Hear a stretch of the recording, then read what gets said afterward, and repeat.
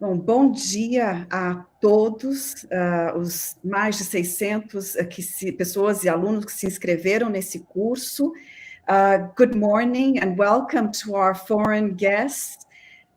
Em primeiro lugar, desculpas pelo inglês, pelo fato de ter que ser inglês. I'm sorry that this has to be in English, and I'm really happy of being able to establish this connection. And English was the only language that could allow Brazilian professors to be together with Palestinian lecturers in the same space, in the same virtual classroom. So thank you for the effort you are making to understand, and I hope you can enjoy the most out of this course. This has been a project that has been several months in preparation. And in the first place, I'd like to thank Ambassador Alessandro Candeias, the Brazilian representative to Palestine, for organizing, promoting the academic missions which allowed this encounter to happen and the initiative to therefore come out of it. I went on one of these missions, and Professor João Batista Vargens, who is here with me, also went on another mission. So it's really a great deal due to his enthusiasm and project and vision of having a larger cooperation between Brazilian and Palestinian universities that this course was conceived. We know that collaboration is not easy between Brazil and Palestine universities. There's the language barrier to begin with. There are the problems that the occupation, the Israeli occupation imposes. Israel doesn't give students visas to study at Palestinian universities. It has been making more and more difficult for professors, academics, to spend time at Palestinian universities. So online cooperation is like one of, not the only, but one of the forms of starting this encounter to happen, and bringing to the students in the first place knowledge about Palestine. So we wanted this course to bring to our students the narrative of Palestine, this history of Palestine, taught by Palestinian lecturers themselves. So this is the first point that this course wanted to allow for. I will go on to other mentions that are very important to begin with. So my thank you to Professor João Batista Vargens for his support, partnership, collaboration that has been amazing. My immense thank you to Professor Amir Khalil, who is here. He's a law professor at the Law School of Birzeit and also the External Academic Relations Officer, who received us so well and was also very great to meet you and to be there. And an immense thank you to Professor Saad Nimmer for giving this lecture to us today and beginning the subject, talking about the ongoing Nakba. Also, thank you to all the other professors who are taking part of this course throughout the semester. Remembering that there's no payment involved. They're doing this out of their own vocation, collaboration, and spirit of reaching out to you to teach the history of Palestine to us. And I really hope that you manage to, value this by means of learning, exactly what is the purpose of this course. And an immense thank you to the team. So Rafael, my PhD student, Vitória and Clara, our graduate students at the University of São Paulo with us at the Center for Arab Studies, Giovanna, Alexandre, who are graduate students and are working here. There's a huge team. There's a huge amount of preparation in all this, and thank you immensely to each one of you. Finally, I'd like to thank the support of Tabla editor, that has been doing an amazing work translating Arabic books to Portuguese and is supporting this course in a fundamental way with this virtual room. So thank you very much to all of you. Very rapidly, I want to talk about the structure of this course. Out of 12 classes, more than half is dedicated to Palestine, its history and current situation. So it's a course on Palestine by Palestinian lecturers. That's the idea. The other 5 classes, in one way or the other, put side by side and speak about relations established between Brazil and Palestine somewhere in the middle of the Atlantic.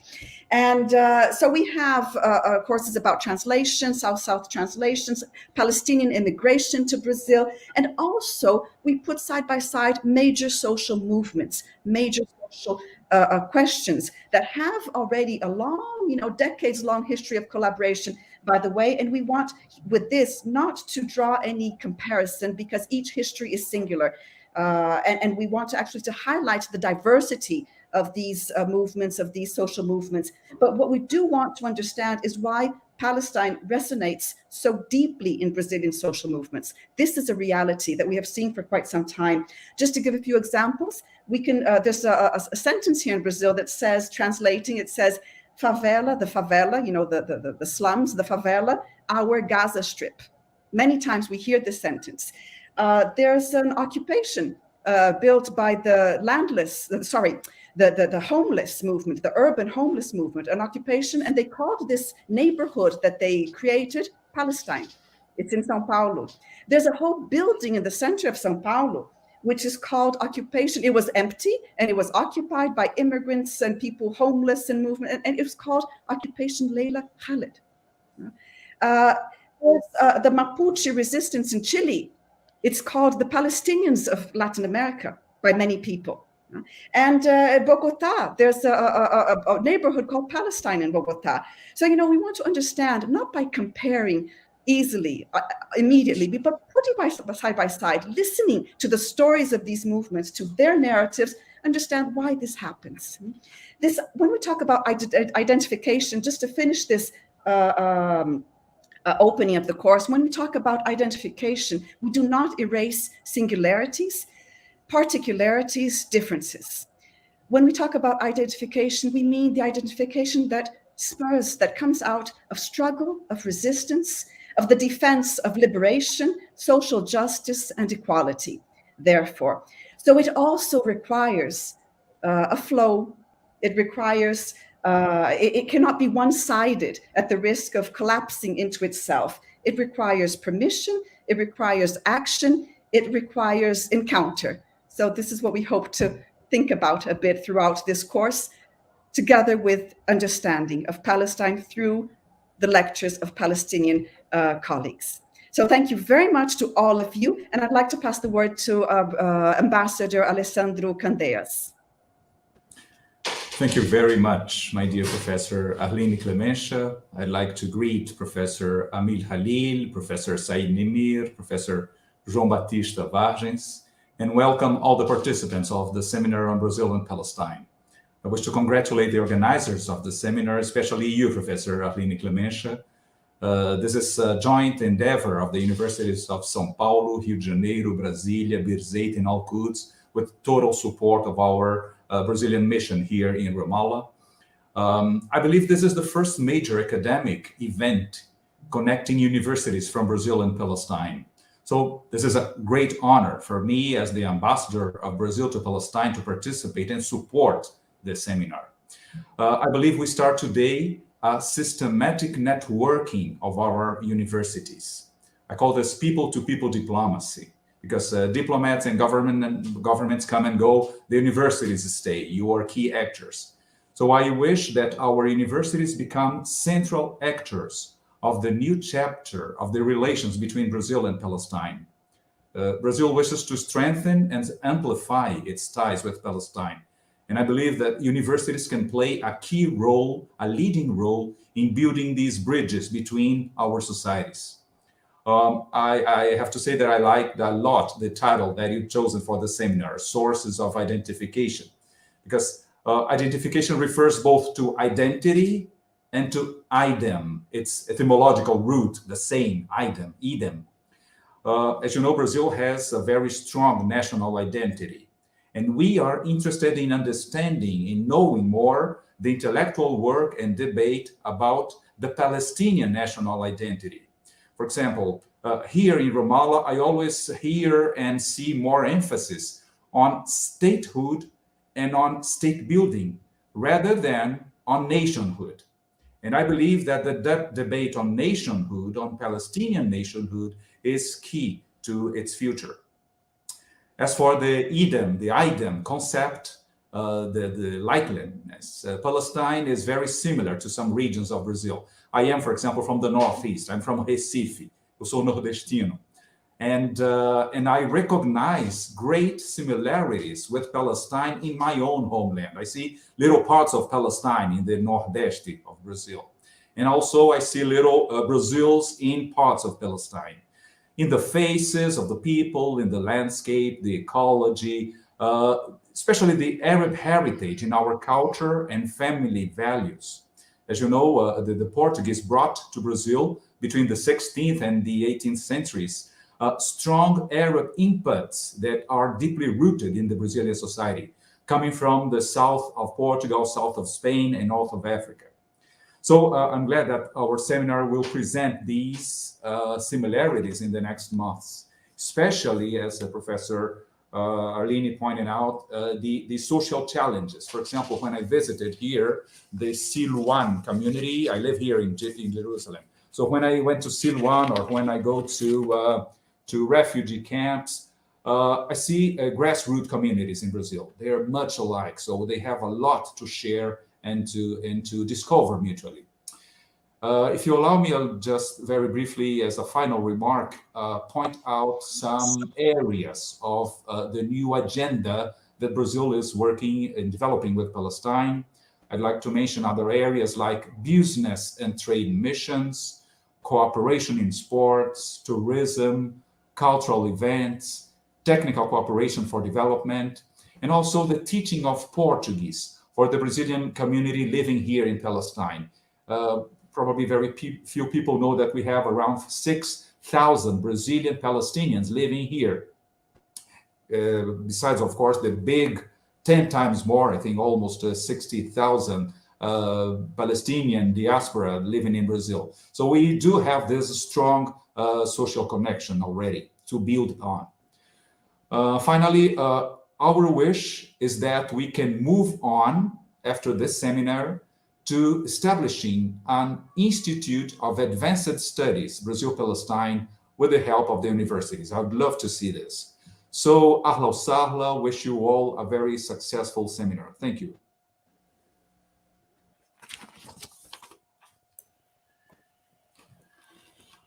If you could unmute yourself, Arlene.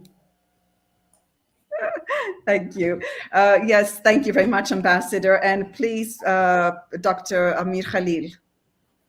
Thank you very much, and good morning according to your time, and good evening according to our time to all of you, and many thanks for you, dear Arlene, for organizing this program, and for you colleagues who did the effort. And this is very important really sessions. Today we are joining with His Excellency the Ambassador Alessandro, the representative of Brazil to Palestine, who really helped to develop this collaboration between Palestinian universities and the Brazilian universities. It's very important. It's my honor as well to be with you for this session, indeed, for the opening. And I'm happy to see my colleague, Dr. Saad Nimir. He will be deliver, the first lecture in this program, and he's representing Birzeit University in this very good program. It's very important to shed the light on Palestine, on Palestinian higher education, on a Palestine source of identification via various lectures that will be delivered from professors from Brazil and Palestine on various topics such as refugees, diaspora, political parties, apartheid, and the perspective for the future, for the young generation, for the Palestinians themselves. It's very important nowadays. We are not isolating ourselves. We are living in the same global. We are sharing the same concerns. And I believe some of you, they could really support, some of you, they could really feel what we are speaking about while delivering these courses in collaboration between different prestigious universities. Indeed, the course will reflect on the possible sources of this feeling of closeness and identification.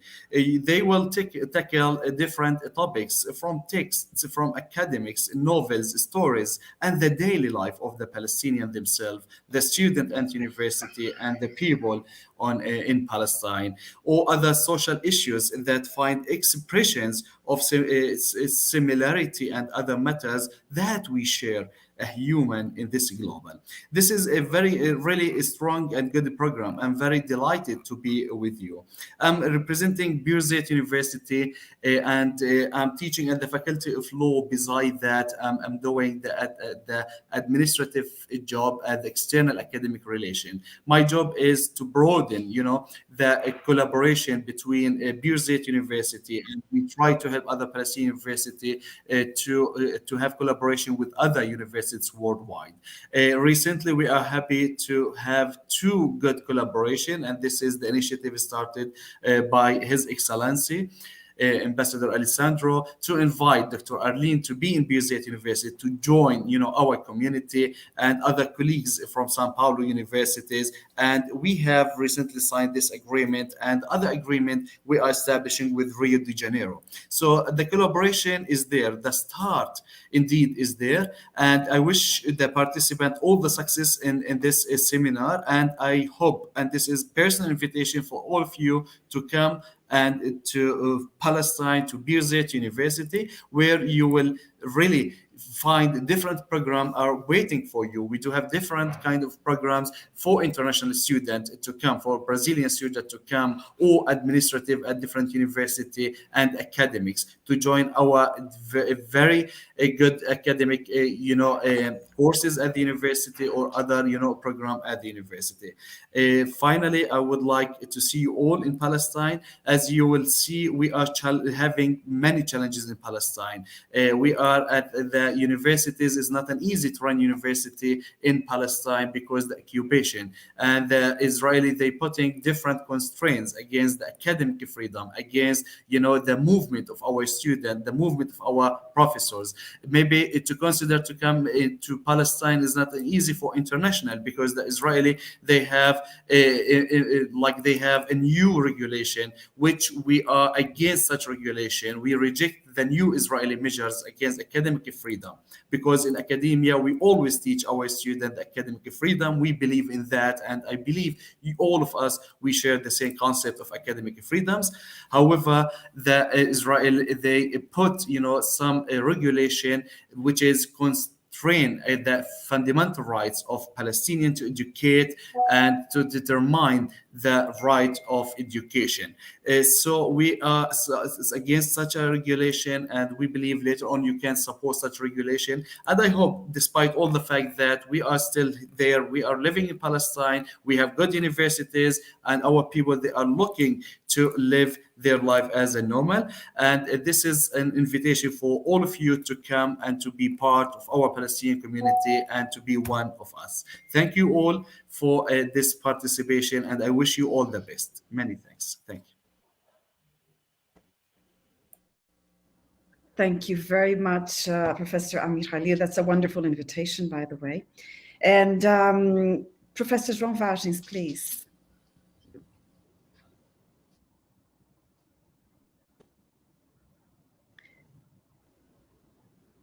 It seems like João Batista Vargens' image is frozen. I wonder if he has a connection problem.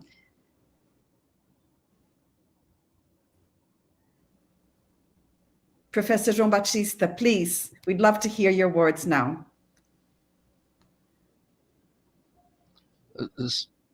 Saidati wa sadati, minhas senhoras e meus senhores. Inna alohati inglesiyati, hiya alohati hazihil nadwa. ولكن أريد أن أتكلم كلمتين بلغتين، باللغة العربية هي لغة رسمية في فلسطين، وباللغة البرتغالية هي اللغة رسمية في البرازيل. Senhoras e senhores, bem sei que a língua inglesa é a língua de este seminário. Porém, eu quero falar duas palavras em duas línguas: árabe, a língua oficial da Palestina, e a portuguesa, a língua oficial do Brasil. أولاً أشكر السيد سفير البرازيل Alessandro Candeias a Palestine في شارع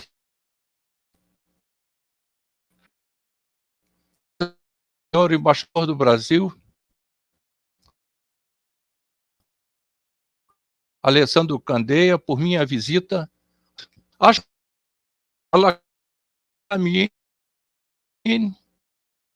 a Satiza também aos acadêmicos, professores e alunos, Riora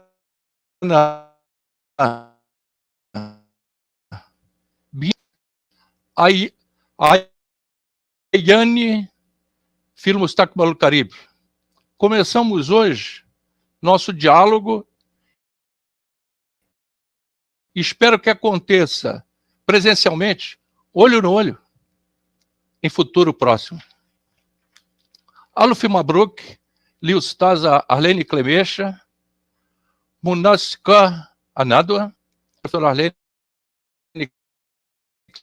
Clemesha, coordenadora do seminário, Nadwa Jamia, Ua Almutaka Alucaribe. Feliz seminário a todos, no próximo encontro. Inshallah. Oxalá. Thank you very much. Muito obrigada, professor João Vargens.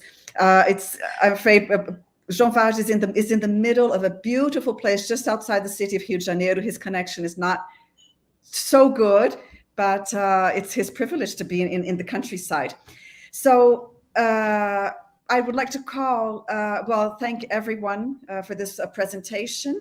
And I would like to call now Rafael Oliveira, who will mediate Professor Saad Nimer's class. But while he enters, please, I'd like to give the floor to Professor Saad Nimer for his lecture. And I would like to say finally that he's going to speak about the Nakba, which is ongoing. And recently, it has been probably even more difficult to speak about the ongoing Nakba with what is happening now in Palestine beneath our eyes, just as we speak. So thank you very much for all this effort and for this class to Professor Saad. Okay, thank you, Arlene, and thank everyone for having this opportunity really to talk about Palestine. However, I don't want to take that much of time to start immediately. And since we are used under the occupation for punishment, it is a punishment to ask a Palestinian to speak on his favorite subject for 50 minutes only. It's part of the punishment.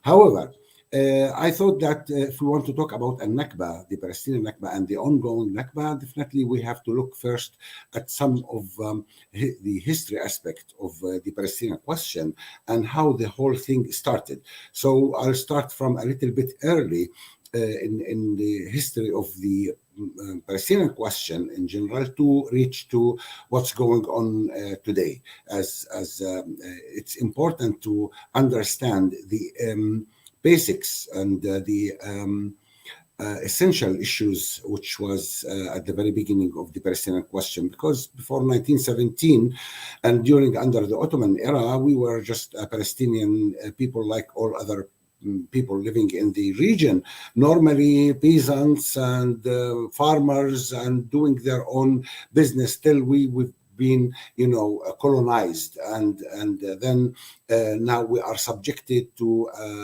ethnically cleansing of Palestine and to get all the Palestinian indigenous people to get out of the country. However, let's start with the concept of the Zionist movement. The Zionist movement, there is always a mix-up in the mind of the people that Zionism have something to do with Judaism, which is a religion, but Zionism, it's a political movement. And we have to understand that, and not necessarily that all Jews around the world are Zionists. At the same time, we know that we have other people who are non-Jews, they are Zionists. So we'll start with the concept of Zionism and what the Zionism wanted as part of the colonial power in Europe by the end of the 19th century and beginning of the 20th century. So shall we have the first slides, please? And yep. Next, please. Yeah, next. Okay, Theodor Herzl. Theodor Herzl is the founder of the Zionist movement, modern Zionist movement, if you like, and he's an Austrian journalist who was an atheist, and he used to ask the Jews to participate in the European society, especially during the period of anti-Semitism growing in Europe. And he was even asking them to convert their religion if they were under harassment. So he didn't care that much about the religion at that time. However, next slide, please. However, what happened that he changed his mind, and he started to advocate the idea for Jews to leave Europe and to live somewhere else and to create a state only for the Jews. Next slide.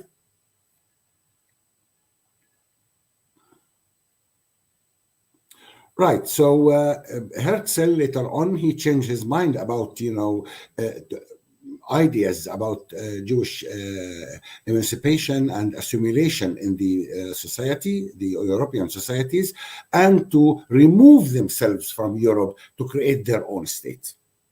Next. Consequently, it's that brought the issue of Jewish question into under the eyes and in light. The solving the Jewish problem and the anti-Semitism, which was growing in Europe at that time, that we have solutions such as that the people of Europe must unite in order to end state racism against Jews and to struggle together. Jews and Europeans, other Europeans, for democratic laws that respect equality and stand against discrimination in color, race, and belief. So that is the normal issue here, to end the racism and to end the discrimination against Jews in Europe who were suffering from this anti-Semitic that was growing, and especially in East Europe. But was there another options or other options that might be, a solution? Let's see. Next slide. Herzl suggested this solution: to get all Jews out of Europe and forming a state only for them, a Jewish state, i.e. that is as if when we have the discrimination and the racism in America, United States during the 40s and 50s and 60s, is that right to say that to solve the problem of racism, to get all the blacks from America and create a state for them? Is that the solution if we have any problem, or should we fight really to change the laws and to end racism and to respect all humans regardless of their color, ethnic group, or even religion? Next slide. However, in the ideas of Herzl himself, he thought that he should create a Jewish state, and hence he wrote his book, the famous book. It's called the Judenstaat in German language, which means the Jewish state, and he promoted the idea that we should create a special state only for the Jews. However, his problem was at that time that most of the Jews in Europe, they didn't even like the idea. And why should we leave the country? Why should we leave where we've been living and born and having our businesses just because of some harassment and discrimination? We should work differently. However, he went on with his idea of the Jewish state and to create a Jewish state, in spite of the fact that lots of Jews were against this idea of removing themselves from Europe to create a new state. Next slide. Right, so we have a few ideas here that solving the Jewish problem. First of all, we have to understand that anti-Semitism is a European problem created and practiced in Europe. We have nothing to do with it. At the same time that Herzl was talking about anti-Semitism in Europe, we have lots of Jews who are living in Morocco, in Egypt, in Syria, in Palestine, in Yemen, in different countries around the Arab world, and they were living normally like the rest of the people, regardless of their religion, because we have Christian, we have Muslims, and we have Jews living together, even in Palestine, the same. And we were all neighbors, and we are all Palestinian Arabs and with different religions, like what's going on today in Ramallah, for instance, or in Palestine, okay, that you can't differentiate between one shop and the other, whether which one is for a Christian and which one is for a Muslim, because we are all the same, we are the same people, we are the same language, we, everything, just, you know, different religions, and that should not make any problem. There is a huge tolerance in Palestine regarding the religions. So Jews, they used to live in the Middle East in general and all Arab countries normally like all other people around, and there was no discrimination whatsoever against them. However, this idea is only in Europe, because by the end of the day, as Arabs in general, we are also a Semitic people, so we can't, you know, be accused of anti-Semitism because we are Semitic also. The second fact that to solve the problem of anti-Semitism in Europe is by fighting to change the laws in Europe and to stand against all kinds of racism. That's for sure. And the third fact, which is equally important, the Zionists as a political movement demanding of a Jewish state is a racist statement by definition. When you say you want a state only for Jews, it is a racist statement by itself. So from the very beginning, we can say that the perspective, the ideas of the Zionist movement was based on not only colonialism, but also racism by itself. Next slide, please. Right, that what was written by Herzl himself in his diaries. He's saying that it is essential that the suffering of Jews become worse, and this will assist in realization of our plan. I have an excellent idea. I shall induce anti-Semitic to liquidate Jewish wealth. The anti-Semitic will assist us thereby in that they will strengthen the persecution and oppression of Jews. The anti-Semitism shall be our best friend. Can you imagine that? Because he wanted to execute his idea, and because the Jews were refusing his idea, he wanted more Semitism to be in Europe and to become worse even. Semitism will help him in, you know, bringing Jews or getting Jews out of Europe to bring them somewhere else to create a state. However, next slide, please. In 1897, the Zionist movement was established officially, and they have their first Congress in Basel, in Switzerland.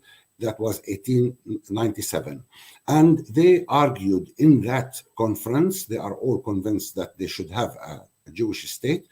Where should it should be? Argentina, Uganda.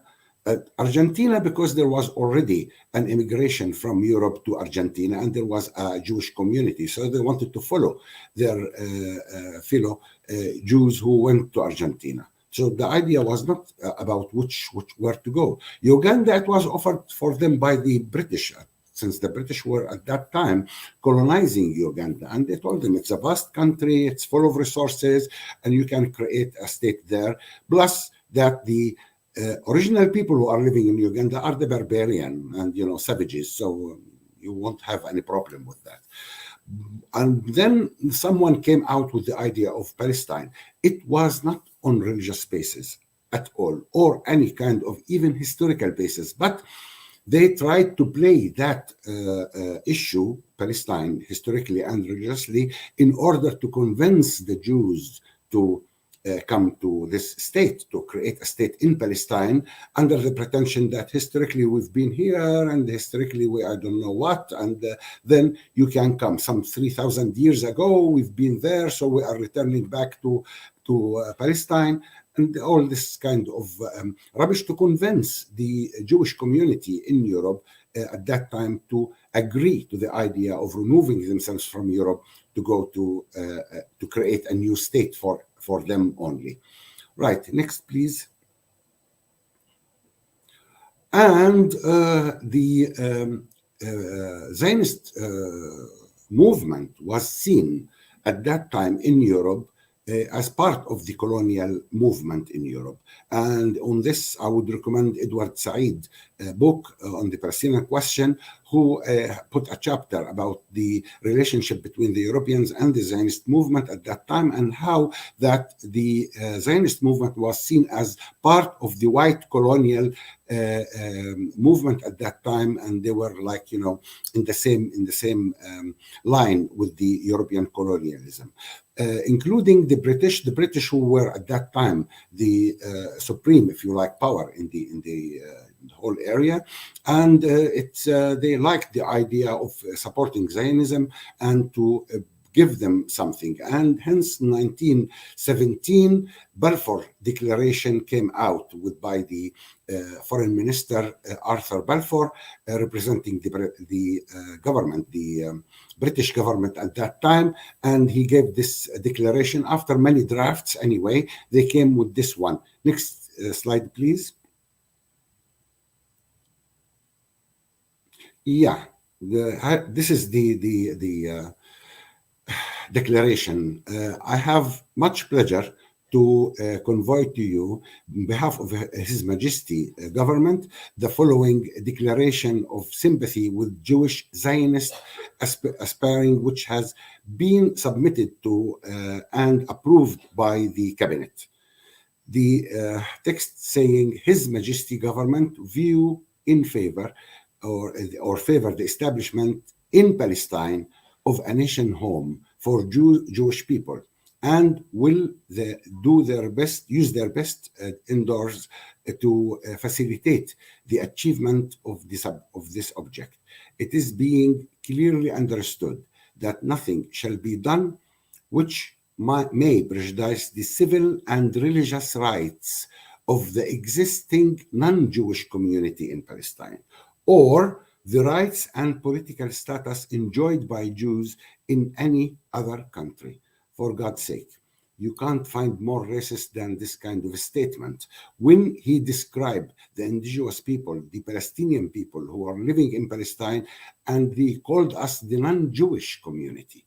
They didn't address us in any other name, to say the original people, to say the people who are living in Palestine, the owners of the land, or whatever. No, we were recognized as the non-Jewish communities in Palestine, and that we have only civil and religious rights, not political rights, only civil and religious rights, while Jews could enjoy the political status in any other country that they have already. So you can see that this kind of statement, or declaration, it's totally colonialist, and it represents the colonialism and the favoring the Jewish in this case to establish a national home in Palestine for them. They didn't say state, because already they have promised the Arabs with a state, an Arab state. So they try to make it on stages, bit by bit.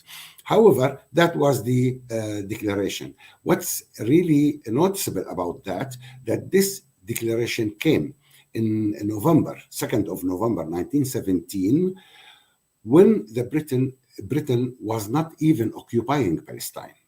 So Palestine was still at that moment under the Ottoman Empire. So the British have no power over Palestine to give it to somebody else, or to create a national home for somebody else who's coming also from Europe. So it's like on both sides, it's absolutely a kind of a declaration that was very colonialist declaration. Next slide, please. Right. At that time, in 1918, the British colonial power came from Egypt, and they occupied Palestine. The population in Palestine at that time was on that situation. Muslims were the majority, 81%, Christians were 11%, and Jews were 8%. But we were one society at that time, and we have no problem. And we have received some even immigration from Europe for Jews, and we welcomed them, and they lived among us also normally, exactly as we received later on the Armenians who ran away from the massacres, and they live in Palestine till today normally like all other Palestinians. So we have no problem with anyone to come and live with us, as far as they are not going to kick us out or to take our land in the way that the Zionist movement was thinking seen as a colonial project. Next, please. Right, so since 1918, after the occupation, the British occupation, the British occupation colonial power, they facilitate everything for the Jews and for the Zionist movement to come and to create their own reality. So they started by 1918 to change the demography of Palestine. That was one of the aims or the objectives of the Zionist movement. To change the demography of Palestine by encouraging Jewish immigration on mass numbers. The second was to obtain as much land as they could, to either by buying or by allocating this land from the British, who was the colonial power, and to build an economy based on industrialization, which at that time, the Middle East, all of it was an agrarian society, and we have the beginning of industrialization. So if this kind of state started or built its economy on industrialization, it will be advanced economically in the whole region. And the last one was to build the infrastructure for a state. Though the declaration was talking about a national home for Jews in Palestine, not a state, but it was well known to the British and to the Jewish immigrants and the Zionist movement that eventually they are going to establish a state. So they started as early as that time to prepare the infrastructure for the state, such as the universities, hospitals, and even the parliament, and lots of other things that they wanted to prepare beforehand to establish their project in Palestine. Next, please.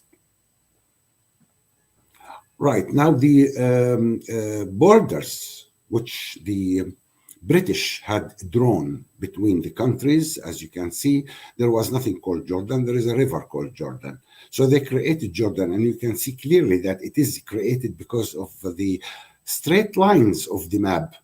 Someone just sat down there and started with a pencil creating country. The idea of creating Transjordan at that time was, if Jews are going to establish a Jewish state in Palestine, what shall we do with the Palestinians who are living there? Hence, creating Jordan, so they can push the Palestinians out to Jordan, and in such case, they can establish a Jewish state in Palestine. Next, please. However, that didn't go, without the Palestinians, without fighting back. There were so many uprisings and revolutions against the British and against the Zionist movement, starting with 1921 uprising and 1929 uprising, and then in the 33 demonstrations and uprisings. So the Palestinians were trying to fight back this project and the colonial power. In 1936, there was a big revolution called Al-Qassam Revolution, or the Palestinian Revolt of 1936-39, and it lasted for 3 years, and it was against the British directly to liberate Palestine from the British colonial power, and consequently, there will be no Zionist project if the British left the country. However, it ended in 1939 when the Second World War happened, and the Second World War, the British didn't want at all any kind of interruptions in the backyard wherever they are in the region. So they brought a lot of their soldiers. It's said that it's 1/5 of the soldiers came to, or the forces, British forces came to Palestine to suppress this revolution, which they managed to do it by the beginning of the Second World War. Next, please. During the revolution in 1937, because of the situation, the British asked a commission to come from Britain to study the situation. And Beale Commission came to Palestine in order to try to solve the problem or to figure out what's going on. Now, Beale Commission recommended the partition of Palestine, and that was the very first idea about partitioning Palestine into 2 states, one for the Jews and one for the Palestinian Arabs. The yellow part supposed to be the Jewish state with only 28% of the area, and the green part is supposed to be the Palestinian state with 64% of the area, and the red strip you can see is the Jerusalem, and it should be international zone for everyone. That plan was refused by the Palestinians as well as by the Zionist movement. From the Palestinian perspective, it was, why should we share our country and give part of our country to someone who's coming from Europe because he had problems? Why should we give up part of our country to someone who even does not deserve to come in here? Why? That's why the Palestinians refused, and the Zionist movement refused, because that was not the plan. The plan is to have Palestine as a state, not part of Palestine, 28% only of Palestine to be designed for us. So both sides rejected the project. However, by the end of the Second World War, can we have the next slide, please? By the end of the Second World War, the population in Palestine was exactly like the last of the chart, where in 1948, 33% of the population were Jews and 66% were Palestinian Arabs. The numbers is 700,000 Jews and 1.4 million Palestinian. That was at least the demography of Palestine when Israel started in 1948. Please, next step. Right.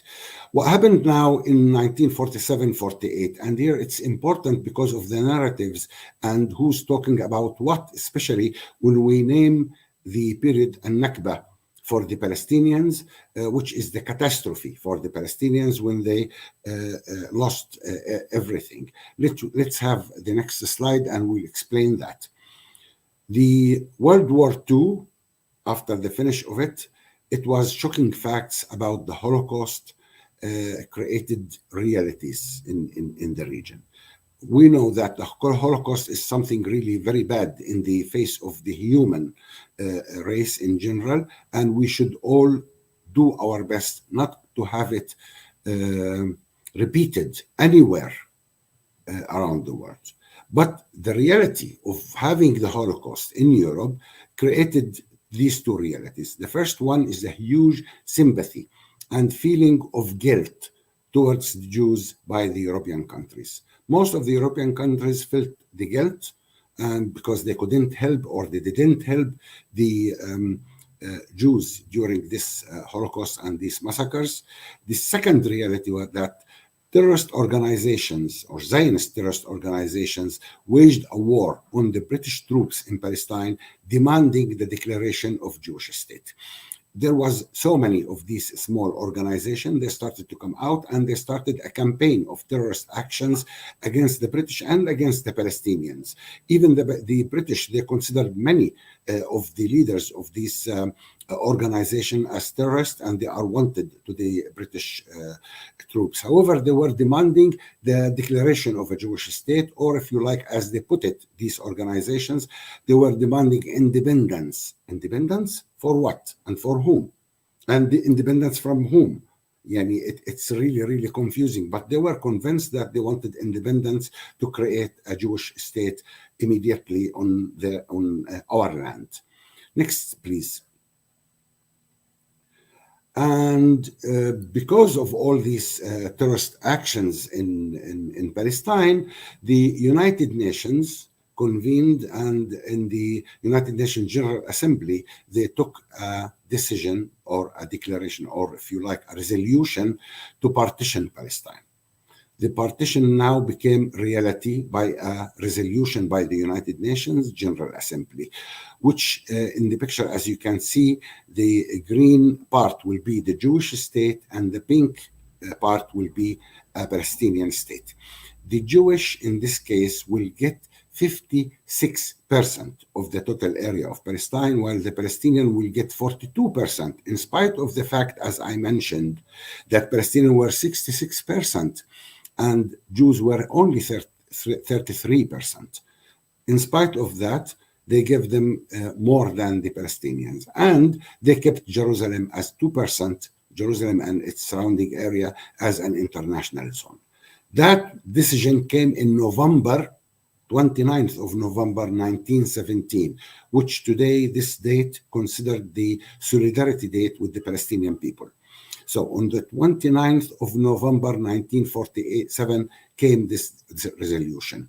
The British, after the resolution, they asked for 6 months period of time to withdraw and to end their mandate on Palestine and to get out of the country. So they asked for 6 months. So what happened in these 6 months? Please, next slide. According to this partition plan, if we look at the population, we will find that even in the part that Israel is going to create their own state on it, which is the green area, that 52% of the population in that area will be Palestinians and only 48% will be Jews. So if they are going to create a Jewish state, a pure Jewish state for only Jews, could they do it with 52% of the population of that state will be Palestinian Arabs? Definitely not. So they have to cleanse those people out in order to create a pure Jewish state. And that's what happened in 1947, started. Next, please. So in November 47, the war started. And this is the facts about what happened at that time, not the narratives that we are now all, know and talking about Nakba that happened in 1948, but no, we are talking about these very crucial 6 months between the resolution in 1947 and between May, after the British troops left, and the creation of the State of Israel. 6 months, nobody is talking about them, or nobody wanted to talk about them because it has a different flavor. Okay, next, please. So what happened that Jews immediately after, or the Zionist movement, immediately after the resolution, they started to claim the areas which are supposed to be their own country, a Jewish state. And since it is populated already with Palestinians, so they started, to push the Palestinian out and to start a war against the Palestinian. And we were alone in this war, if you like, when they started to cleanse the Palestinian out. I'll give you an example. Before the establishment of the State of Israel, Haifa, as one big city on the coastal plain, fall down because the Zionist troops, they surrounded Haifa and start bombarding Haifa and forcing people to go to the sea with small boats, and lots of them just drown. And not only that, but also they poisoned the reservoir of Haifa because they were controlling the mountains above Haifa. Next, please. So what the Zionists did during that period, conventional war against, like the war on Haifa and other areas, they committed massacres, and they did a psychological war against the Palestinians, and then occupy and destroy was the end and the final part. So we'll look at some of those methods. Please, next. Yeah. Conventional war. It's just, keep next because it's only pictures. So it's a conventional war, and the Jewish troops at that time, the Zionist troops, they have airplanes, artillery, tanks, while the Palestinians have nothing at all because we were under the British occupation, who were just, after the revolution, 36, 39, they just, deprived the Palestinian of any mean of resistance. Next, please. And next, just to show the pictures of the conventional war. Next, and next. Now, the massacres, We have at least registered 22 massacres during that period between November 47 till May 48, before the establishment of Israel. The most important of these massacres were, next please, right, this Tantura, Deir Yassin, and Dawaimi. And if you look at the map, I'm sorry that the map also in Arabic, the one in the north, and you can see near Haifa, the red dot, this is Tantura. The second one, Deir Yassin, it's near Jerusalem, in the middle of Palestine. And the third one, it was in the south, in the on the verge of the desert in Palestine. It's called Dawaimi. Let's go to the pictures. Next, please. This is Tantura, the village, the Palestinian village on the sea. Next, please. And okay, it's a beautiful small village which was totally destroyed, and there was a massacre, a big massacre there, where forced the people to dig trenches, and then they shoot them and make that trench as a grave for them. Apart from the rape, apart from lots of atrocities which was in that massacre. Next, please.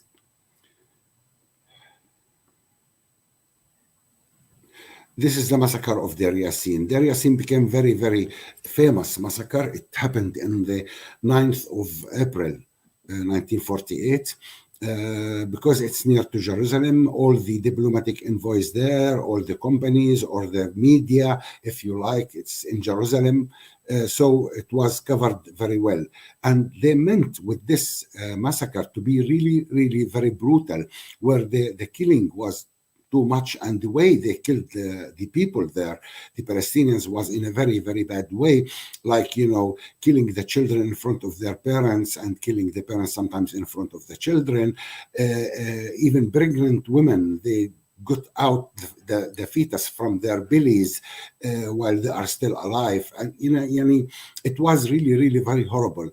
And the idea was, this is the second one, the psychological war. Now, they told the few that they escaped and they, left in that massacre, go and tell the story about what happened in Deir Yassin. So the story spread all over the villages in Palestine. So later on, the Israeli troops or the Zionist troops would come to the village and say, would you leave on your own, or you will be facing the same fate like Deir Yassin? So they were using it in a psychological war. Next, please. This is also in Deir Yassin. Next. This is Dawaimi. Next. Dawaimi, it's in the south of Palestine, and lots of people take refuge into that village, coming from everywhere when they ran away from the war, and they came to this village. So they killed around 1,000 in one day, and it was, a lot of killing. The Red Cross went there after they heard that there is a massacre. And Israeli said, don't go to the village because it's a war zone, and we can't, ensure your security. So come in 2-3 days. And they reported, the Red Cross, they reported that when they came after 3 days, they couldn't find the village at all. The whole village was demolished and, being with the land. But they said that we smell the death in that area, but there is no village anymore. However, in May 15th, the last of the British soldiers leave Palestine. Then it was the announcement of the birth of Israel. And then the Arab League decided war against Israel. See, now we talked about 6 months with 22 massacres, with lots of expelling of the Palestinians from their homeland and ethnically cleanse whole areas. Now they declared a state. Now, from now on, the Israeli narratives would start, right? Because the Israeli would say, usually, after we establish our state, we're a small state, and we are getting out of the Holocaust, so we have a small state. And 7 Arab countries attacked us. 7 Arab countries attacked us. We were about to be annihilated and they wanted to kill us. This is a second catastrophe, but this is not true. Okay, next slide, please. So on the left with the blue, these are the Zionist troops, the Haganah, which was the biggest one, and it's the official army, if you like, which later on became the Israeli army of today. Balmach, Argun, Steren, Lehi, Etzel, all those are these small terrorist organizations which were fighting against the Palestinians, and before that, even with the British. From the Arab side, Egypt participated, Jordan, Iraq, Syria, Lebanon, Morocco, Saudi Arabia, and other countries. The first three are the most important: Egypt, Jordan, Iraq. They have the armies. The Syrian there was not an army yet. So they sent like volunteers, and they created an army called Salvation Army with volunteers from the Syrian and the Palestinians. Lebanon participated in that war. They sent us 400 soldiers. 400 soldiers. Morocco participated in that war supposedly, and they sent us 70 soldiers without weapon, and they told them that the weapon will follow. And Saudi and others also, they participated in but in the imagination and in the narrative, in the heads of even the Palestinians and the Arabs and around the world, Israel is a very small country created after the Holocaust, and now we are talking about 7 Arab countries. So the impression that the Arab troops were, in big masses. The next, please, next slide. But this is the reality. Next slide, please. Right. Underarmed Jewish troops were 93,000, and all Arab troops with all countries is 23,000. So it's like 4 times the Jewish troops were against the Arabs. Yet even Egypt, they couldn't continue because of lots of problems. Jordan and Iraq were the 2 other countries they participated, but there was an agreement, especially that Jordan was the one who's leading all the Arab troops. However, it finished on that 1948, finished, and the Arab lost. The result of that war was, next please,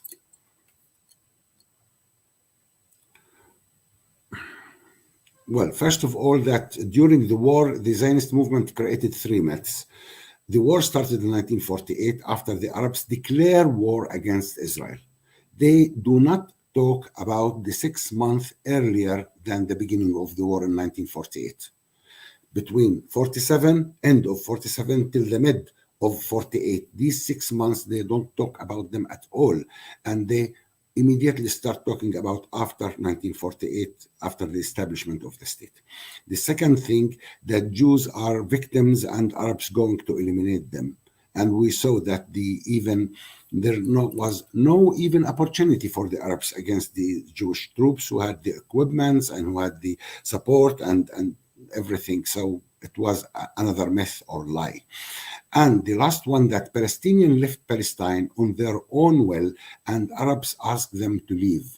That the Palestinians who get out of their country, as if not, that was not an ethnic cleansing of Palestine, and people were put in trucks, the people were put into boats, and they were pushed out, and others were, pushed towards the borders, even in buses, or to let them really leave to other countries, otherwise they will be killed. They pushed us out and creating the problem of the Palestinian refugees. Next, please. Next. Yeah, if we look back at the map, the green and the yellow area is supposed to be the Palestinian part, and the orange area is supposed to be the Jewish state. But what the Jewish state did, not only that they took the 56% according to the resolution, but they exceeded and they took the green areas, which is supposed to be part of the Arab state. And they kept us with only the yellow parts, which is the West Bank today and Gaza Strip. And all the other green areas, which is supposed to be part of the Arab world, was also occupied during that war. So they were not about to be eliminated, as they said in their myth. To the contrary, they were winning this war. Yeah, next, please. The result was this is the expulsion of the Palestinians. Next, please. And you can see if you are running out, away from a war, I don't think that you'll, go in a fashion way to go in a single order, single row. The fact of this picture that the Israeli troops were shooting at the right and on the left of the people who are marching, so they will go only in one direction, which is the direction of north of Palestine to go to Syria or to Lebanon. Next, please. The end of what happened in that war, that lots of Palestinians, we are talking about almost 900,000 out of 1.4 million, Palestinians became refugees. They got out of their cities, villages, and areas. In 1948, the UNRWA, United Nations, was created, and they made refugee camps for the Palestinians. Today, we have a total of 58 refugee camps, 10 in Jordan, 9 in Syria, 12 in Lebanon.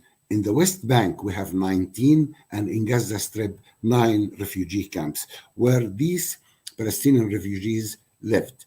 Now, officially by the UNRWA registered 750,000 Palestinian refugees. This is the UNRWA official number, those who had ID today indicating that they are refugees from 1948. And there is a big number, which is around 100,000 Palestinian refugees who were not registered, especially the rich Palestinians who could go on their own, or those who have relatives in the next cities, so they didn't register themselves as refugees. So we ended up with more than 100,000 Palestinians who were refugees but not registered officially by the United Nations. Next, please. And this diagram will show us the how the distribution of these refugee camps and numbers. But what concerns us is the last line, where the refugees registered by the United Nations, as in 2022, last year, it was almost 6 million Palestinians. 6 million Palestinians. While the Palestinian record, with the 100,000 that they are not registered, showed around 8 million refugees. So our numbers are 8 million refugees, but the recognized one by the United Nations are 6 million almost. Next, please. Next. These are pictures from the refugee camps. Okay, so now Palestine became 3 parts. Gaza on its own, West Bank, which was annexed to Jordan after the 1948, and Israel. And our people became, scattered all over these areas, additionally to the asylum countries such as Jordan, Lebanon, and Syria. And a lot of them also went to Jordan, to Iraq and to Egypt, and others to European countries, to America. They immigrated all over the places. So we are not talking here about losing a battle or losing a war. We lost a homeland. We lost the total homeland in 1948. And after that, we became under Jordan as far as the West Bank is concerned, and Gaza became under the Egyptian military order. Well, the Palestinians start to fight back in order to bring themselves back to Palestine, but that was never, happened because of lots of factors. However, in 1967, Israel waged a war against the Arabs, against Syria, Jordan, and Egypt at the same time, in the same day, which known as the 1967 war or the 6 Days War. They call it 6 Days War. I call it the 43 Minutes War, because the Israeli, they destroyed all the air force for the Arab countries while they are still grounded, and they demolished also the runways for the airplanes. And it means that the Israeli army got the supremacy over the skies, and Arabs could not, do anything about it. Next, please.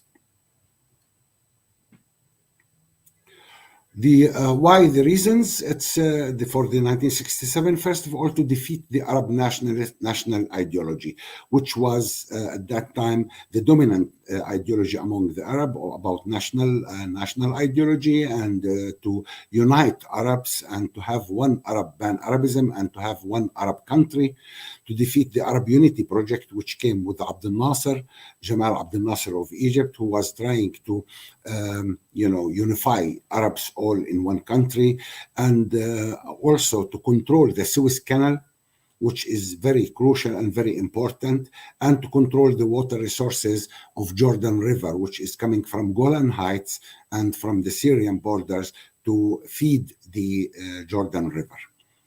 They want to get the resources. Next, please.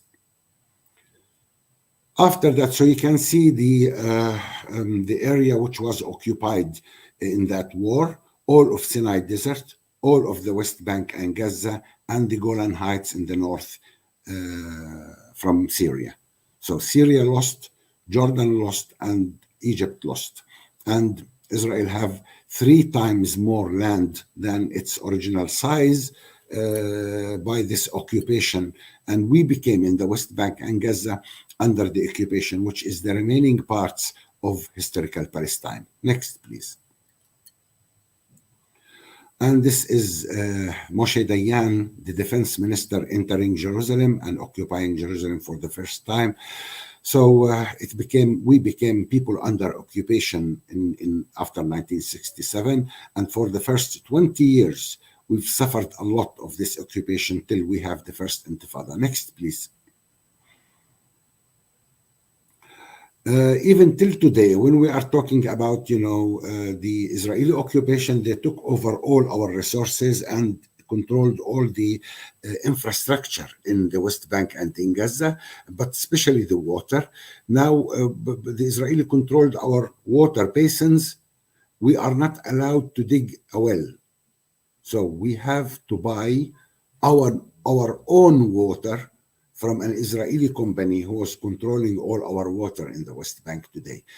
Well, till now, it's okay, but to know that they don't give us enough water. And that's why if you visit Palestine, the first thing you will notice, all these reservoirs on top of the buildings and these tanks on top of the buildings, ugly tanks, black ones or white ones. Because we have, even here in Ramallah, in my house, I have the water only 2 days a week. So in these 2 days, I have to fill all these tanks to use them during the week. And after that, there is no water. So, and in the summer, usually we have even more suffering. So the differences in the consumption between Jews living in Palestine or Israelis and between the Palestinians is exactly like the number on the left, 87 liters for the settler and 13 liters only for the Palestinian. Though we are talking about our own water, which they controlled. Next, please. And in 2002, 2003, they started building this separation wall, or as we call it, the apartheid wall, which they cut off it's supposed to be in the borders between 1967 and 1948. Israel and the West Bank, occupied West Bank. But in reality, the wall was inside the West Bank, and the idea of it to create a barrier to isolate the Palestinians from the Israelis, and at the same time to cut off lots of land of the West Bank to annex it to Israel. Next, please. And you can see the red lines are the wall that they created. And you can see that most of these lines are inside the West Bank. It's not on the borders. Like in the middle, Qalqilia, a city, a Palestinian city, is totally surrounded by the wall and from all areas, and they have a gate. So can you imagine in your mind that a whole city is surrounded by a wall, and this wall has a gate? By the end of the day, an Israeli soldier could close this gate, and that's it. You look in the whole city. Nobody can get in and nobody can get out. So this is the situation with the wall that we are now today are suffering. And more, the Israeli call it fence, as if it's between two neighbors, this very wooden, nice, small. We are talking about 8 meters to 12 meters high concrete wall. Next, please. Yeah, this is Bethlehem. How about if Mary came to Bethlehem during the occupation? That will be the situation. Next, please. Arresting Palestinians, arresting even children, and under the occupation, whatever you read or know or saw films, it's not like to be a Palestinian under the occupation. It's a daily humiliation for the Palestinians. It's a daily killing. It's a daily blowing of houses. It's our suffering under the occupation is unbelievable, because this occupation is different from any other occupation. It's not about that they are occupy us, period. They occupy us in order to get us out, in order to ethnically cleanse Palestine and to continue in grabbing land, even till today. Next, please.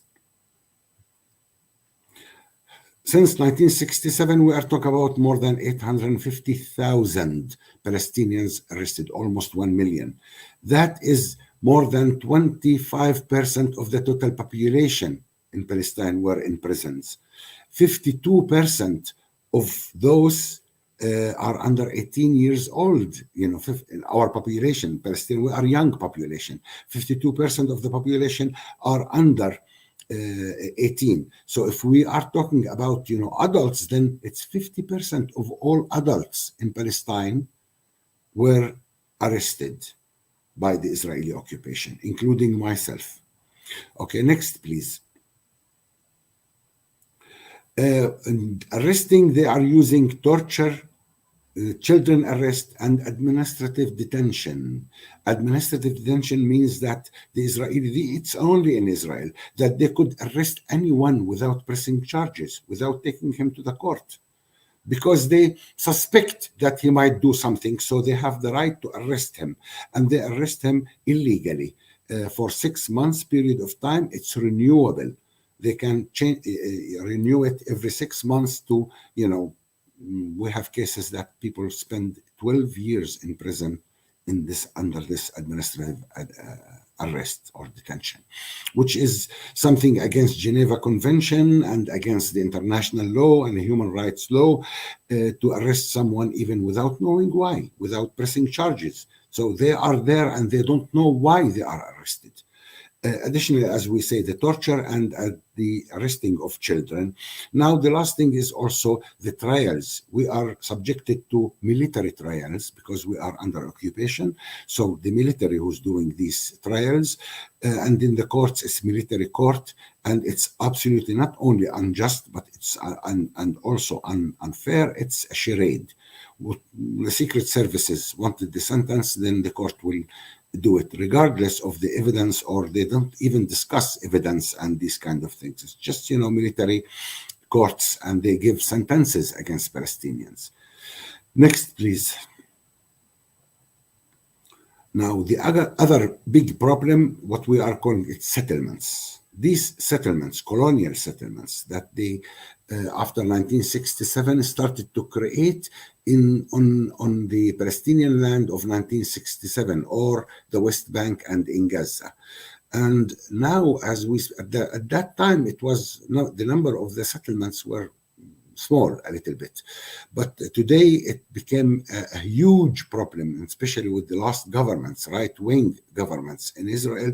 It became their policy is to create more and more settlements and to grab the land of the Palestinian and to confiscate even private land and to create these settlements and enlarge existing settlements in order to control the land, the Palestinian land. Next, please. So you can see that, well, the yellow dots are the settlements, but you can see from the settlements and where they are situated that they cut the West Bank into pieces. So when you look at the West Bank today, you can't talk about continuation of the land because the Palestinian areas are the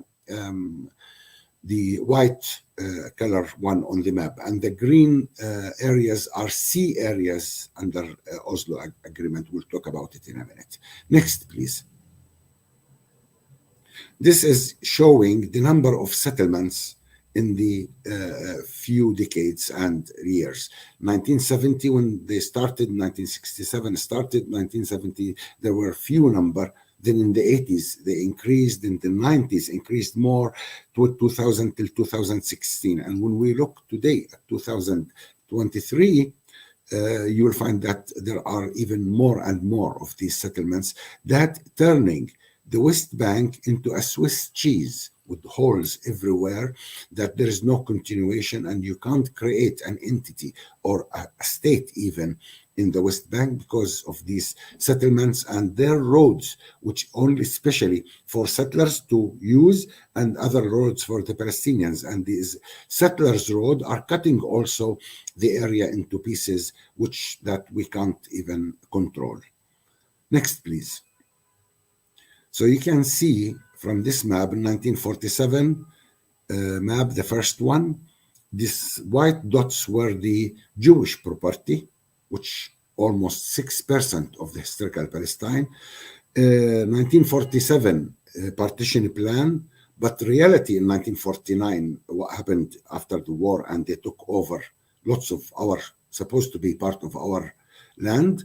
And present time, where what we left with the West Bank is just, you know, a shady few areas populated by the Palestinians. Next, please.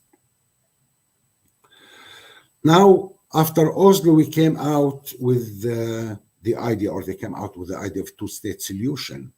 Two-state solution that the Palestinians will build their own state in the West Bank and Gaza.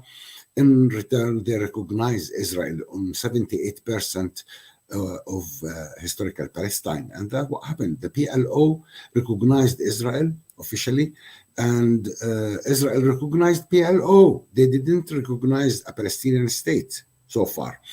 And the idea was that Israel will pull out from the West Bank eventually to give the Palestinian a state. But apparently, instead of two-state solution, it is two-state illusions. Because what happened in reality, that the Israeli never intended to give the Palestinian a state at all. And we'll see that. Next, please. Next. See that in Oslo Agreement, they cut the West Bank and Gaza into three areas. Area A, Area B, and Area C. And then the pink area, which is supposed to be, or they annex it officially to Israel, which is Jerusalem. And you can see from Area A, which is under the total control of the Palestinians, under the jurisdiction of the Palestinian Authority.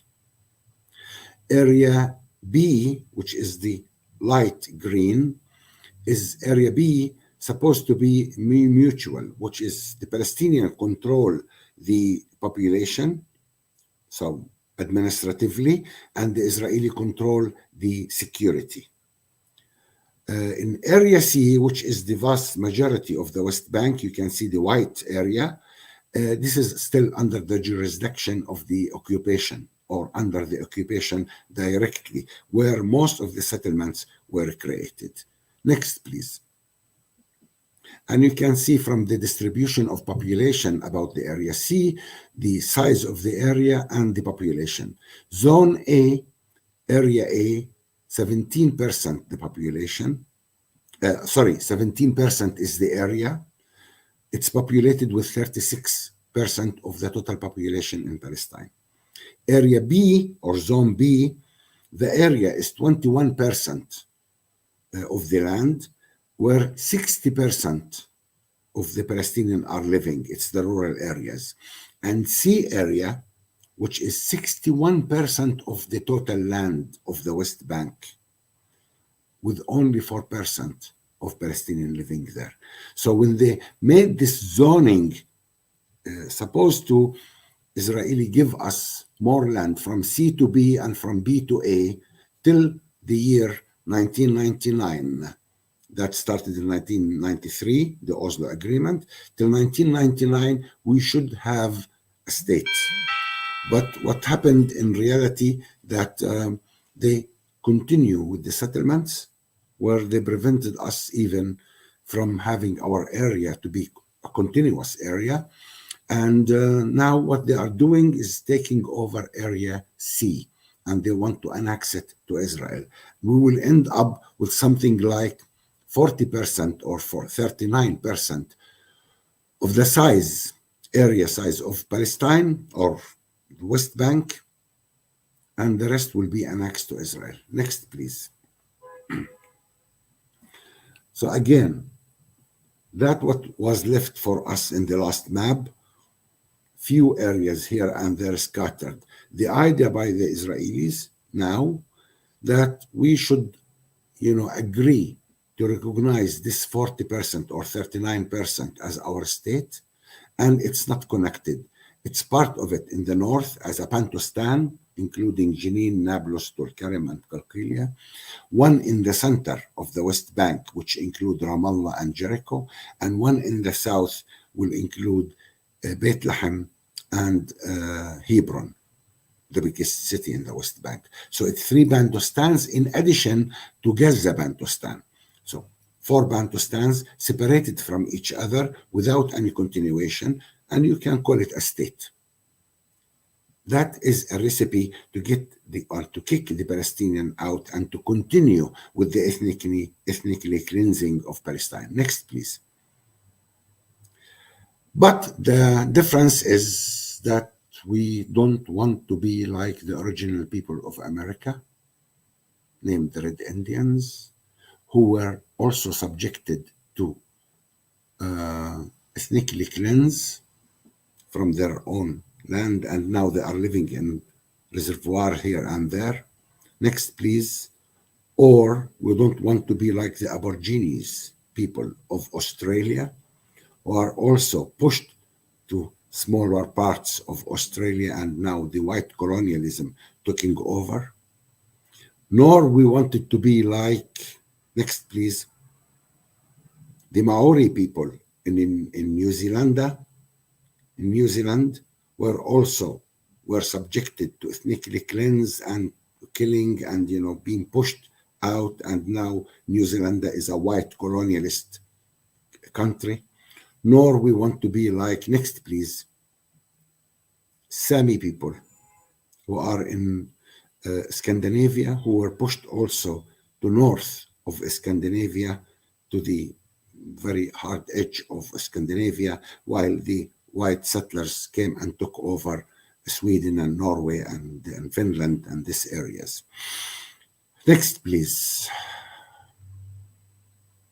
We as Palestinians, subjected to ethnically cleanse, the difference between us and the four examples that we talked about in America, in New Zealand, in Australia, and in Scandinavia, that maybe we are, small country, and maybe we are people under occupation, but we are very loud. And we refuse to go silently. Because of that, we resist. We resist this occupation, which is the last occupation now in the modern history, and it's an apartheid, racist, colonialist regime that is controlling the Palestinian people. And we are asking everyone to help, even by a word, about what's going on in Palestine, to understand the reality in order to to make an example like what happened in South Africa, to boycott this apartheid regime in order to put a kind of pressure and sanctions on this country like what happened in South Africa. We need the international community to stand by us. Officially, there is a double standard and hypocrisy among the countries, but the people do know what's going on with the Palestinians, and we hope that you will help us with that. Thank you.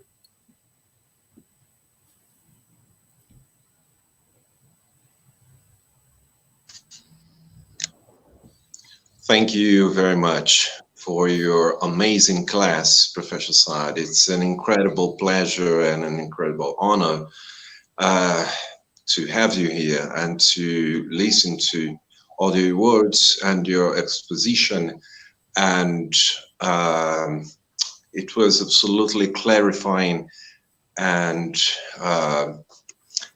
it's always good to have access to this information, especially so well based and with such a great presentation like yours. So thank you very much. It's an honor to us to have you here. And so we are going now to the Q&A session. So we collected some questions that we received on the chat here on YouTube. So I want to start with the first one. So the first one was sent by Julia Lobo. So she says, thank you for your lecture.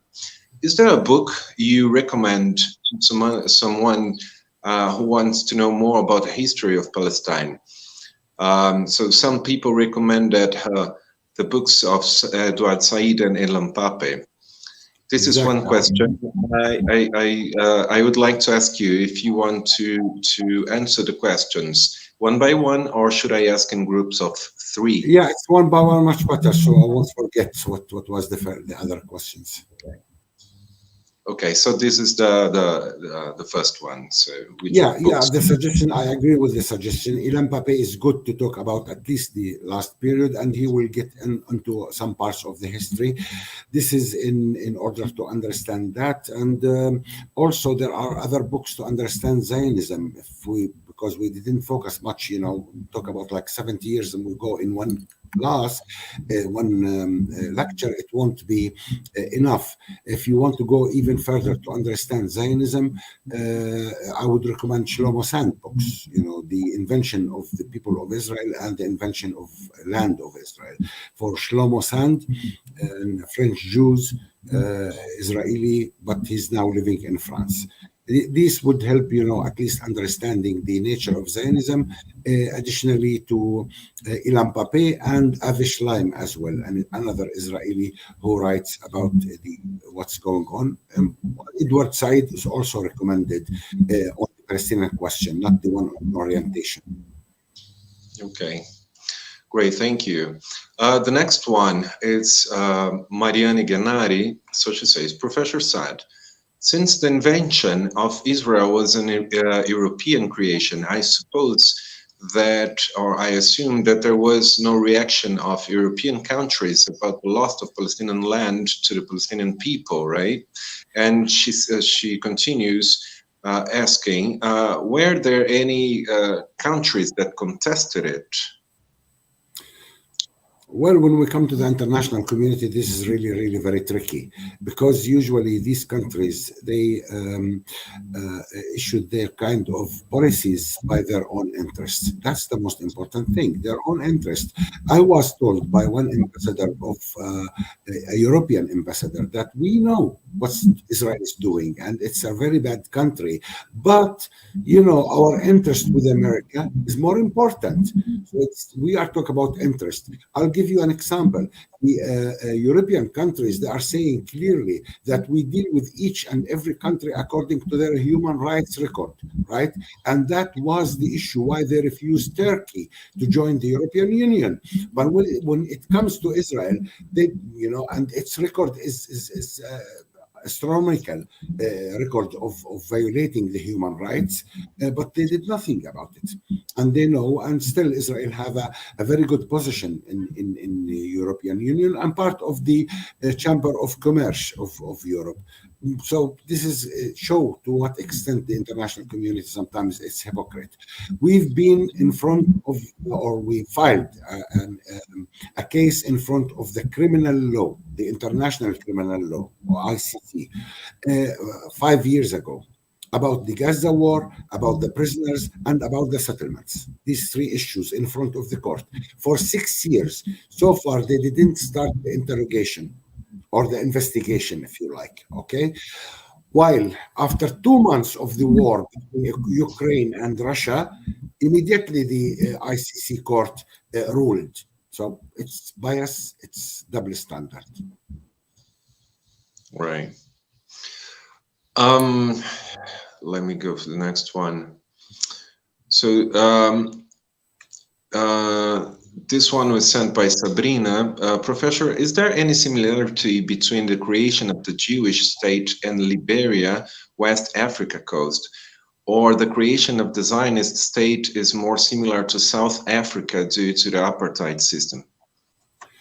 Yes, it's more like what happened in the apartheid system. At the beginning, it was not the same exactly way, but in South Africa, the whites were the privileged one, despite of the number of the population.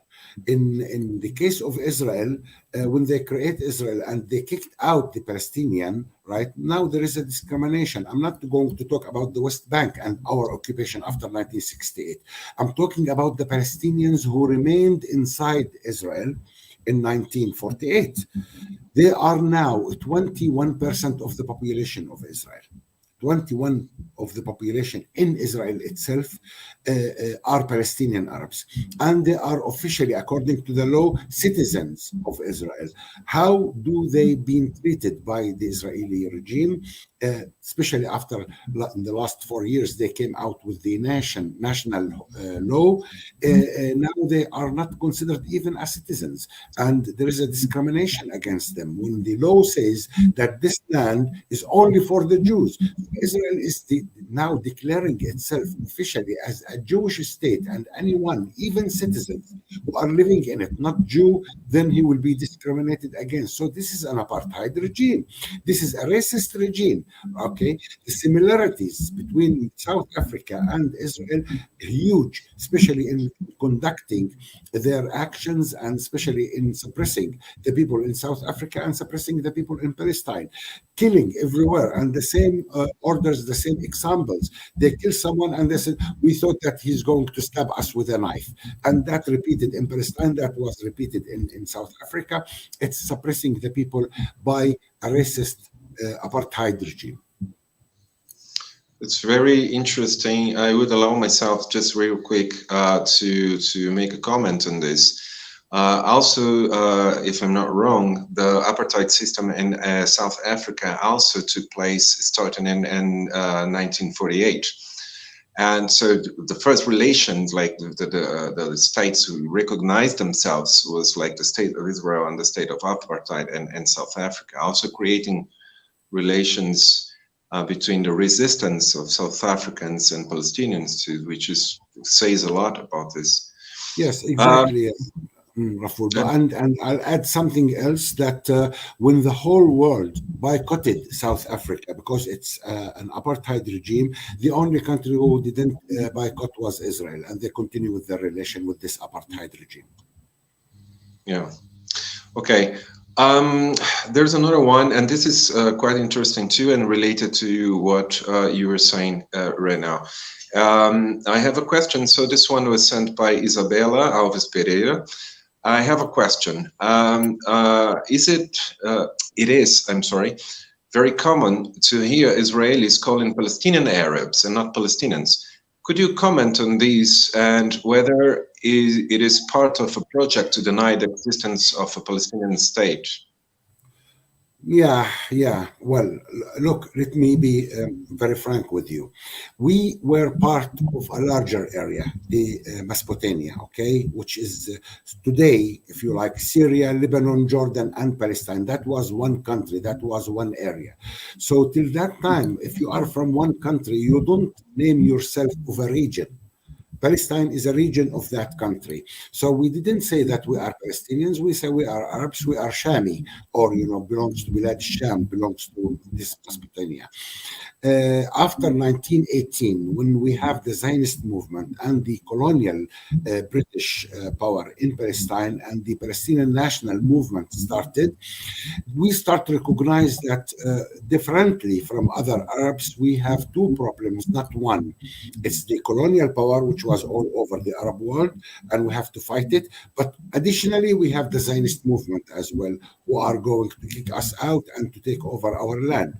So that will give us the identity, more strong identity as Palestinians.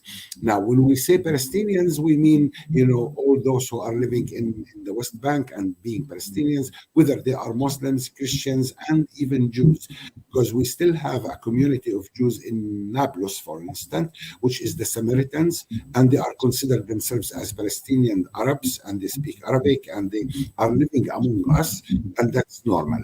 Now, the problem is that the Israeli try to differentiate between religions and between, sects, and in order to divide and conquer. As easy as that. So if they try to isolate Christians and isolate, Druze, or isolate, I don't know who, in order to make differentiation among the Palestinian people, in order to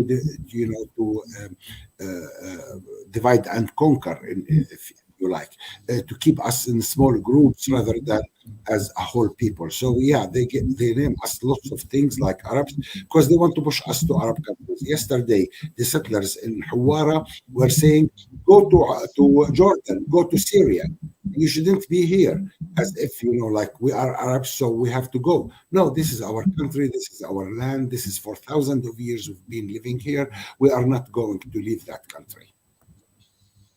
Well, it's very interesting, and one of the things that catches my attention the most is like these local expressions of identity. For example, Palestinians of 48 re-emphasizing the Palestinian identity instead of the Israeli imposed identity. So it's not about Arabs in Israel, but like Palestinians in Palestine, in this, which is very interesting. So there's another question. Here's from Stephanie Carolina, and she asks, what is the advantage for those who finance the conflict? For those who are not interested in finishing this, what's the United Nations position? Right. Well, to start with, who's benefiting out of having Israel? Definitely, it's the West in general. At the beginning, it was the British, and later on now it's America, because America is the only country now defending Israel and financing Israel and supporting Israel and even defending Israel in the United Nations when we have resolutions against Israel. Why they are doing that? Because they want a kind of a presence of a colonial white power in the middle of the heart of the Middle East. They don't want the Middle East or the Arab countries to be united, and hence they are there to prevent that and to make a kind of a common enemy to keep the area under their control, especially for the West. Let's look at the facts again. In 1948, Israel was created after this war. Give me any decade since then till today, Israel was not a major war in the region. After 1948, we have 56 on Egypt. Then we have a war in 1967. Then we have the war of 1973. Then we have the war of 1982. Then we have the war of 2006. In the 90s, 1991 in Iraq. Then we have the one in 2006 in Lebanon. And then we have 1914, 1999, 29 on Gaza, 2014 on Gaza, and 2018 on Gaza. So yeah, you can't find 10 years without Israel being involved in a major role. From the perspective of the American, keep problems all over, and everyone is buying weapons from us. The Saudis bought weapon a few years ago for $465 billion from Trump administration. So it's up to them to say, yeah, keep the things going, and they will support Israel. As far as the United Nations, you might find lots of resolutions against Israel, and we have something like 700 resolutions in the General Assembly, but who had the power to execute any of these resolutions? You need the will, and the will in the hands of America. America is supporting Israel, so it's not going to allow, any of these resolutions to pass. Thank you. There's another question. This is from Maria Isabel Cunha. The question is, let me read it. How big of a part would you say that Islamophobia plays in this massacre, or the relation, anyway, between the situation in Palestine and Islamophobia? And she thanks you for the class. Right, yeah, and thank you for the question, because, usually after 9/11, what happened that there was this Islamophobia, and there was, this American definition of terrorism, and they tried to link the Israelis, the Palestinian struggle with terrorism, and any act of resistance to the occupation, the Israeli will try to say it's, terrorism, and they link that with Islam, especially that we have at least two organizations in Palestine are Islamic organizations such as Hamas and Islamic Jihad. But these are part of our people, even if their ideology is Islam, but by the end of the day, it's part of our people. And what they are doing is they are trying to defend our people, and they are trying to get our rights. If you ever heard of Islamic Jihad or Hamas had done anything outside Palestine, then we can say it's a terrorist organization. But since we are defending ourselves from the occupation, then even Hamas, though it's Islamic, and Islamic Jihad are not a terrorist in this respect, and they shouldn't be within the idea of Islamic groups that they are talking about, like Daesh or Al-Qaeda or whatever, Nusra, other groups like that. To the contrary, these are part of our people who are defending our people and trying to get our rights back. Now, the Israelis are using the Islamophobia in the West, trying to present the Palestinian struggle and the Palestinian resistance as part of the Islamic kind of, terrorism, and in order to get, a kind of a support by these countries. It's interesting. We have a very interesting, the questions are interesting, of course, but one that it's very interesting from Natalia Carvalhosa. So she asks, if possible, could you talk a little bit about what it has been like to act as a professor and researcher at Birzeit University in the face of the Zionist offensives, considering the university as a political field of dispute over narratives? Right, yes. We are, as educators, also suffer a lot because the whole education system is suffering from the occupation. And next week we will have also the week of solidarity with Palestine Education Week. However, the education in Palestine, like all other aspects of life, being subjected to the Israeli atrocities and Israeli pressure.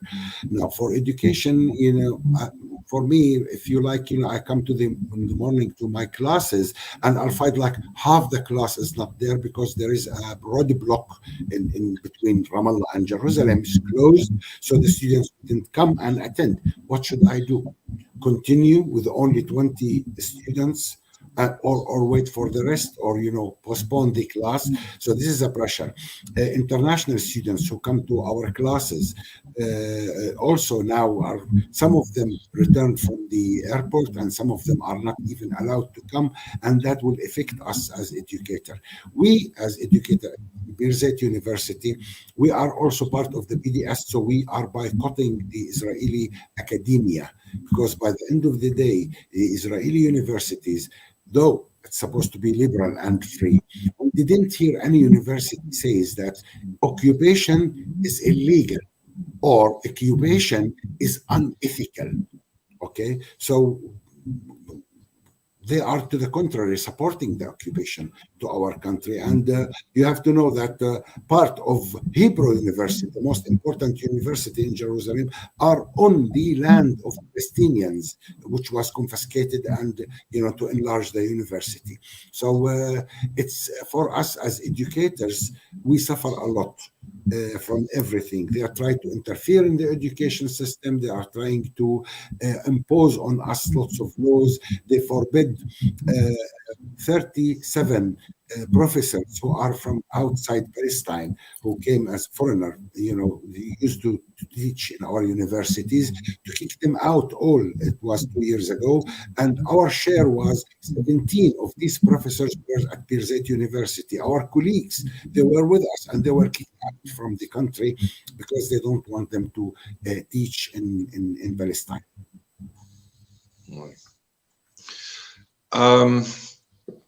We received lots of questions. I am not making all of them because many of your answers are already answering other questions.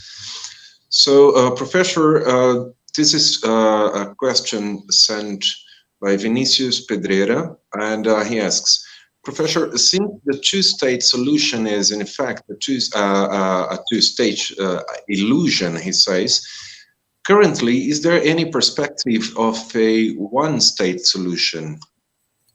That's what we are thinking of, because the two-state solution became behind us now, because the Israelis make it impossible to have one state for each country, or for each people. So it's the two-state solution is behind us. That's why I call it illusion.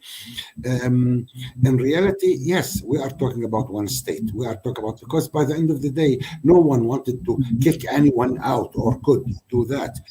This country can't be partitioned into two. It can't be partitioned. So by the end of the day, we should have one state for equal rights for everyone, a democratic secular state, regardless of your religion. The most important thing to be citizen in this country and have all the rights. What they are offering us today, the Israelis, is to have one state but with two laws, one law for Jews and one law for the Palestinians, where the Palestinians will be prevented from the civil rights.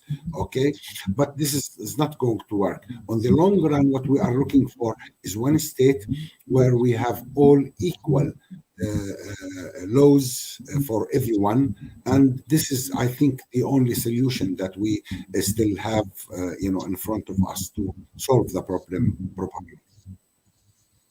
Okay, and already coming to an end, sorry, also related to the actual context of the political situation in Palestine, let's say. So Paula Pereira is asking, she asks, what's the biggest threat that the recent Netanyahu government would represent about the situation with the Palestinians in this sense? Right. Well, for Netanyahu's government, he don't care at all about what's going on in Palestine, and he left that for his allies in the government, Ben-Gvir and Smotrich, which is, we are talking about, far right wings in the Israeli politics, and in the religious Zionists who believe that the land of Palestine are the land of Israel, and it should be taken by the Israelis. Smotrich ideas and plans consist of 3 stages that we should, or offers, or solutions, if you like. The first one, that the Palestinian will accept the total control of Israel and live in these, pockets, as he called them, separated pockets in the West Bank and Gaza, without interfering in politics and accepting whatever the Israeli offer us. As we are not citizens. We are allowed to live there, but we have no rights. Okay, so that's the first option. The second option, to leave the country. And he said, we will facilitate that. We will help you with money, and we will help you to obtain visas to immigrate from the country. This is a second option for the Palestinians. And the third option is, if you refuse the first two options, then violence and more violence. And that's what we are seeing today. The campaign that they are creating now, this government, Netanyahu's government, is to grab more land and bring all these settlers to take over the land and to create outposts, which they are going to be new settlements in the near future, and bringing settlers into the West Bank. Today, we are talking about around 800,000 settlers in the West Bank. The plan by 2025, 3 years from now or 2 years from now, to have 1 million settlers. That's on whose expense? On which land? It's the land of the Palestinians. Now, the problem is that when we are talking about the rural areas, when we talk about a village, what is the definition of a village? Where you have land and farmers, right? Now, we have villages, but without land. All the land confiscated or behind the wall. So what's the use of this village? It's a hotel. It's not a village. These people who are living only to go to sleep there, and during the day they go to work in Israel, to go to work in the Israeli factories and in Israeli land, or became their land. And they came at night only to live. So we lost the essence of this cultural and even moral issue of having a village which is supposed to be based on farming, and it became just a hotel for the Palestinian workers. So this is the ideas of Netanyahu's government. To add to it a little bit, why he did not care at all about the act of his partners, Smotrich and Ben-Gvir, the far right wings, because he wanted to keep himself as a prime minister. The moment that he finished his term as a prime minister, he's facing 3 court orders of corruption. Now he wanted them with them in his coalition to change the laws in Israel, and that's what's creating the big problem among the Israeli themselves population, who's going out in demonstrations saying that Israel is turning into a fascist country, and that Netanyahu is turning because he wants to control the law, the executive power, and to make laws as he likes. And they accuse him of, leaving democracy in such case. He don't care because he wants to support him in that, and in return, do whatever you like. The West. Right. All right. I think actually this was already the last question. Let me just check if we have some any others. Yeah, we had we had almost 40 questions. So of course, but also we are. This shows that your lecture was absolutely interesting, and we thank everyone for the questions sent. Unfortunately, we don't have the time to make all of them. We are already reaching 2 hours, and wow, it's so inspiring to hear you. So thank you very much. I apologize for not making all the questions, but I hope that the questions we've made could clarify things also for the others. So thank you very much for your presence. It's very inspiring and, again, clarifying. I like this word. And it's so important to have a professor like you speaking and showing us, especially from the ground, the situation of Palestine or in Palestine, and considering historical facts and the ongoing Nakba and the current context. So thank you very much again. I would like to invite back Professor Arlene, and thank you. So it was a pleasure to be here and to hear from you. Thank you, Rafael. Thank you a lot, and all the audience, and the kind of questions means that they are interested, and I was really very happy with the questions as well.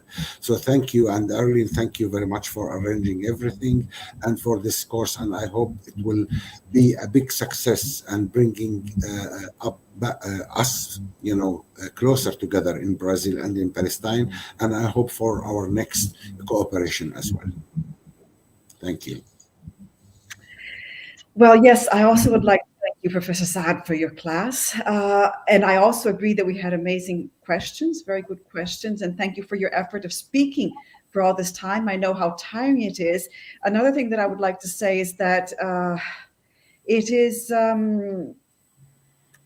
really want to thank you for, going on and speaking about this, bringing us the narrative of Palestine. It is always different to listen to you tell us this story from your point of view, with your words, with your emphasis, and how you lived it and your people lived it. There's always a huge difference. So it's very good to listen to that. Also, I'm, as everyone, so sorry that we speak and speak and speak, and you're here speaking and speaking and speaking while things do not change. While the situation does not change. That's right. Yeah. So we go on. We go on, and I thank you all for the questions, and remind you that we have all the resources for the class, the explanations, the other classes, the materials, and we'll meet again in 1 week. And Professor Saad will also have the link if he wants to listen to his colleagues continuing. And see you all then next Thursday. And thank you very much, the editor Tabla, for this amazing support. Yeah, thank you. Thank you. Hope to see